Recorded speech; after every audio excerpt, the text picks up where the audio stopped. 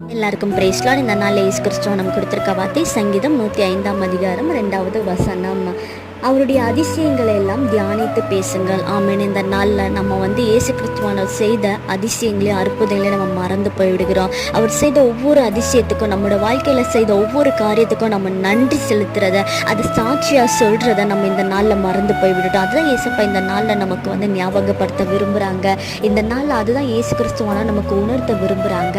அவர் செய்த நன்மைகளெல்லாம் மறந்துட்டு ஏதோ ஒரு காரியம் நமக்கு தாமதமாயிருக்கலாம், அதுக்காக நம்ம இயேசு கிறிஸ்துவானவரை தூஷித்து பேசி கொண்டு இருக்கிறோம். யோசிச்சு பாருங்க, எத்தனை பேர் இந்த நாளில் ஏதோ ஒரு காரியத்துக்காக ஜெபித்து கொண்டு இருக்கலாம். ஆனால் அந்த காரியம் தாமதம் ஆகும்போது என்ன கடவுள், நான் எவ்வளோ ஜெபிக்கிறேன், எனக்கு ஒன்றும் நடக்க மாட்டேது, இந்த நாள் நம்ம தூஷித்து பேசி கொண்டு இருக்கிறோம். ஆனால் உங்கள் வாழ்க்கையில் எவ்வளோ அற்புதங்களை ஆச்சரியங்களை ஏசப்பா செஞ்சுருப்பாங்க.